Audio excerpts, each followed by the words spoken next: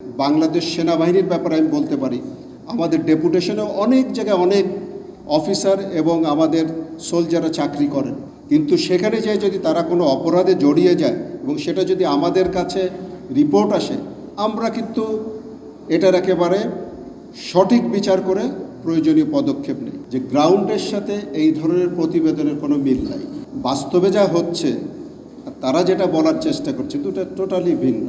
একদিকে আমরা এরকম কোনো রেকর্ড আছে আজ পর্যন্ত আমাকে আপনারা দেখান যে বাংলাদেশ সেনাবাহিনী শুধু না, সামরিক বাহিনী আমরা পৃথিবীর অনেকগুলো মিশনে 43টা মিশনে আমরা দায়িত্ব পালন করেছি। এখনও আমাদের 6000-এর উপরে শান্তিরক্ষী দায়িত্ব পালন করেছে।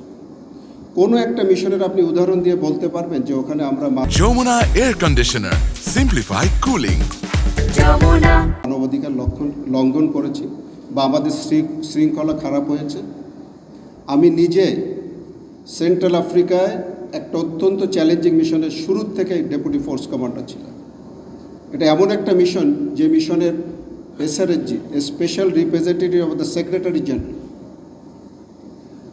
তার চাকরি চলে যায়। মানে মিশনে এত অনিয়ম হয়েছিল, সেই মিশনে সেক্সুয়াল অ্যাবিউজ হয়েছিল, অনেক কিছু, অনেক রকম কর্মকাণ্ডের জন্য চলে যেত। অনেক দেশের কন্টিনজেন্টকে আমরা ফেরত পাঠিয়ে দিয়েছি। সেখানে বাংলাদেশি কন্টিনজেন্ট ছিল, একাধিক কন্টিনজেন্ট ছিল। ওই আমাদের বিরুদ্ধে তো একটা অভিযোগ আসে নাই। পৃথিবীতে অনেকগুলো অঞ্চলে, শুধু আফ্রিকার বাইরে, আমরা এশিয়া, ইউরোপেও দায়িত্ব পালন করেছি। কখনোই কি আমাদের এই মানবাধিকার লঙ্ঘনের অভিযোগ পেয়েছেন? আজকে কেউ একটা প্রতিবেদন করে বলার চেষ্টা করছে অমুক অর্গানাইজেশনে চাকরি করার সময় একটা মানবাধিকার লঙ্ঘন করেছিল। এটা একটা শোনা কথা। আচ্ছা, যদি বাস্তবে এটা হয়ে থাকে তাহলে কি আমাদের জানানো হয়েছিল? আমাদের জানালে আমরা আমাদের বাংলাদেশ সেনাবাহিনীর ব্যাপারে আমি বলতে পারি, আমাদের ডেপুটেশনে অনেক জায়গায় অনেক অফিসার এবং আমাদের সোলজাররা চাকরি করেন, কিন্তু সেখানে যেয়ে যদি তারা কোনো অপরাধে জড়িয়ে যায় এবং সেটা যদি আমাদের কাছে রিপোর্ট আসে, আমরা কিন্তু এটার একেবারে সঠিক বিচার করে প্রয়োজনীয় পদক্ষেপ নেই। এটা আপনারা ভেরিফাই করতে পারেন। যত আমরা অভিযোগ পেয়েছি সবগুলো তদন্ত করেছি এবং প্রয়োজনীয় দোষী পাওয়া গেলে তাদেরকে আমরা শাস্তি দিয়েছি। বাংলাদেশ সেনাবাহিনী যখন আমরা ইউএন মিশনে শান্তিরক্ষী প্রেরণ করি, এটা কিন্তু একটা খুব কম্প্রিহেন্সিভ প্রসেসের ভিতর দিয়ে যায়।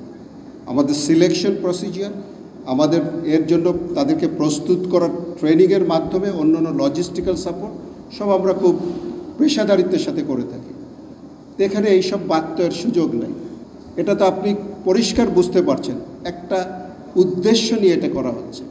আমরা আমাদের কাজটা সঠিকভাবে করতে চাই এবং যারা এই অসাধু উদ্দেশ্য নিয়ে কিছু করার চেষ্টা করছে তাদেরকে আমরা সর্বাত্মকরণে ভুল প্রমাণিত করতে চাই।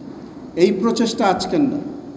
আমি 2013 সালে, সেই সময় তৎকালীন সেনা প্রধান জেনারেল ইকবাল করিম ভূঁইয়া আমাকে ডেকে দেখিয়েছিলেন একটা এরকম প্রতিবেদন পাবলিশড হয়েছে, আমাদেরকে বলেছে তোমরা এটা নিয়ে একটা সেমিনার করো। আমি বোঝাতে চাচ্ছি যে এই প্রসেসটা তখনও ছিল, এখনও আছে। সম্প্রতি যে প্রতিবেদনটার কথা আপনি বললেন, ওখানে দেখবেন যে তারা তাদের হতাশা ব্যক্ত করেছে যে এই কথা বারে বারে তারা বলেছে, কিন্তু জাতিসংঘ সদর দপ্তর তারা কোনো ব্যবস্থা নেয়নি। জাতিসংঘ সদর দপ্তর ব্যবস্থা তো তখনই নেবে যখন আমাদের বিরুদ্ধে দোষ পাবে। এরকম এক পেশে উদ্দেশ্যমূলক একটা প্রতিবেদন আমরা তীব্র প্রতিবাদ জানিয়েছি সেনা সদর, আপনারা দেখেছেন সেটা। আশা করছি ইনশাল্লাহ আমরা আমাদের দেশপ্রেম, পেশাদারিত্ব এবং সর্বোপরি জাতিসংঘ পরিমণ্ডলে আমাদের যে দায়িত্ব যেভাবে পালন করে এসেছি সেভাবে করে এই সমস্ত ষড়যন্ত্রের সঠিক জবাব দিতে পারবো ইনশাআল্লাহ।